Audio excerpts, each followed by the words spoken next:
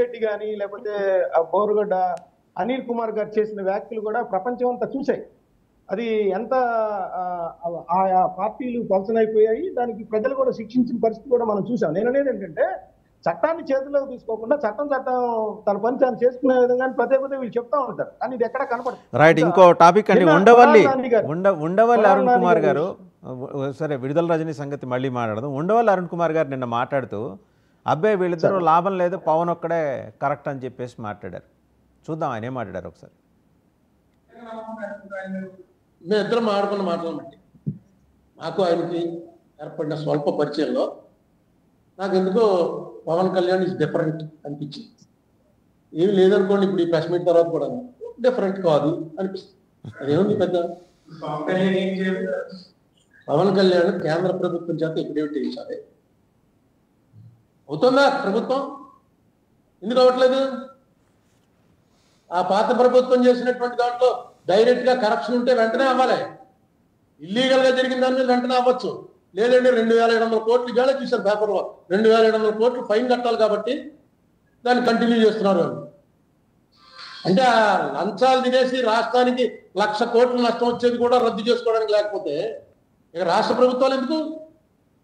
అయినా అది ఎందుకు కంటిన్యూ చేస్తున్నారు? ఏవో లీగల్ ఇంప్లికేషన్స్ ఉండుంటాయి, బిజినెస్ ఇంప్లికేషన్స్. అది చేస్తున్నప్పుడు జగన్మోహన్ రెడ్డి వేసిన ఎఫిడవిట్ ని కంటిన్యూ చేస్తూ కోర్టులో ప్రొసీడింగ్ స్టార్ట్ చేయడానికి నష్టం లేదు. జగన్ చెప్పినవన్నీ మేము వ్యతిరేకం చేస్తామని అనక్కల. వేసింది ఆల్రెడీ రాష్ట్ర ప్రభుత్వం పార్టీ అయింది, వేసింది. ఇప్పుడు మీరు దాన్ని ఇంకా సమర్థవంతంగా తీసుకెళ్ళండి ముందుకి. నేను చంద్రబాబు నాయుడు గారు ప్రభుత్వం ఒకటి వచ్చుంటే నేను అడగకపోదును. ఎందుకంటే ఆయన అడగడం అయింది, ఆయన ఒప్పుకోవడం జరిగింది. ఏమున్నాయో ఇబ్బందులు ప్రభుత్వాలు నడపడంలో, సంకీర్ణ ప్రభుత్వం అక్కడ సెంటర్లో ఏ ఇబ్బందులు ఉన్నాయో మనమేముంది ఉంటే ప్రెస్ మీట్ పెట్టి చెప్తూ ఉంటాం. దానివల్ల వచ్చే నష్టాలు ఏమున్నాయో.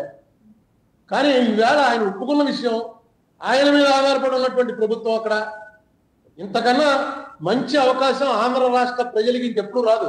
ఇది ఒక్కటే కాదు, మన మీద ఆధారపడి కేంద్రంలో ప్రభుత్వం ఉండటం, అక్కడ ఉన్నటువంటి ప్రభుత్వం ఏ నష్టం లేదు. ఇప్పుడు మనం చెప్పిన పని చేస్తే కేంద్రానికి నష్టం లేదు, రాష్ట్రానికి నష్టం లేదు. సో సురేంద్ర నాయుడు గారు అనేది ఏంటంటే ప్రత్యేక హోదా అంశంలో కానీ ఇతరత్ర విభజన హామీల అంశంలో కానీ మరి ఇక్కడున్న రాష్ట్రంలో ఉన్న ఎన్డీఏ ప్రభుత్వం, అదే ఇక్కడ కూడా కూటమి ప్రభుత్వం ఉంది కదా, అక్కడ 2 ఇంజన్లు ఇక్కడ 2 ఇంజన్లు, మొత్తం 4 ఇంజన్ల ప్రభుత్వాలు ఏం చేస్తున్నాయి? ఇది మంచి అవకాశం, ఇది కనుక మిస్ అయితే మళ్ళీ మనకి దొరకదు, ఇప్పుడే వాళ్ళ మెడలోంచి చేయించుకోవాలని. మీ మీద నిజంగా కూడా ఆయన మాట్లాడింది కరెక్టే. మీ మీద ఆధారపడి పనిచేస్తున్న కేంద్ర ప్రభుత్వం, మీ మీద నితీష్ కుమార్ మీద. నితీష్ కుమార్కి ఏమో మీకు తెలియకుండా ఆయన జేబులో తైలాలు పెట్టి వచ్చేస్తున్నారు, మనకి ఇవ్వాల్సినవి ఇవ్వట్లా. ఇది మీరు హ్యాండిల్ చేయలేరు, పవన్ ఒక్కడే పర్ఫెక్ట్గా హ్యాండిల్ చేస్తాడనేది ఆయన అభిప్రాయం. ఇది ఉండవల్లి అరుణ్ కుమార్ గారు మామూలుగా 2 సంవత్సరానికి ఒకసారి మీడియా ముందుకు వస్తూ ఉంటాడు.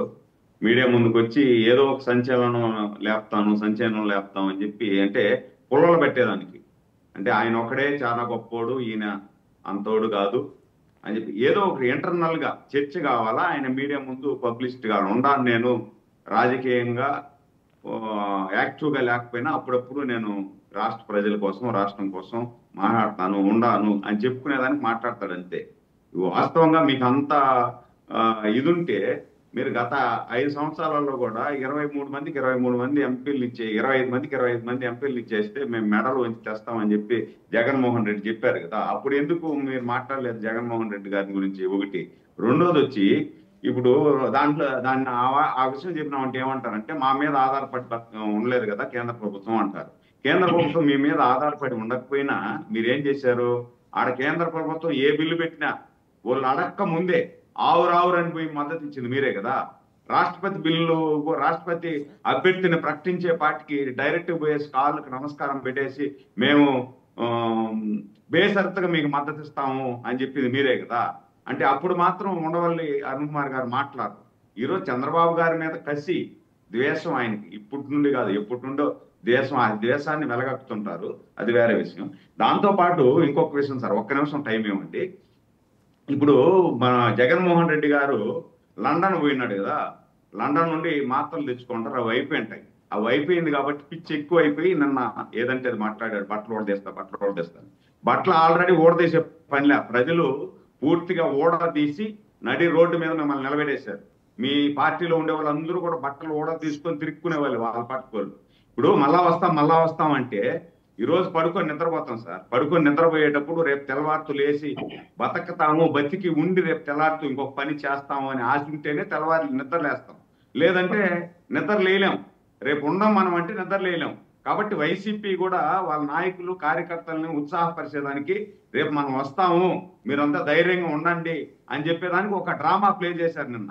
దీంట్లో 2022లో అనుకుంటారు ప్రపంచవ్యాప్తంగా కరోనా వచ్చింది సార్.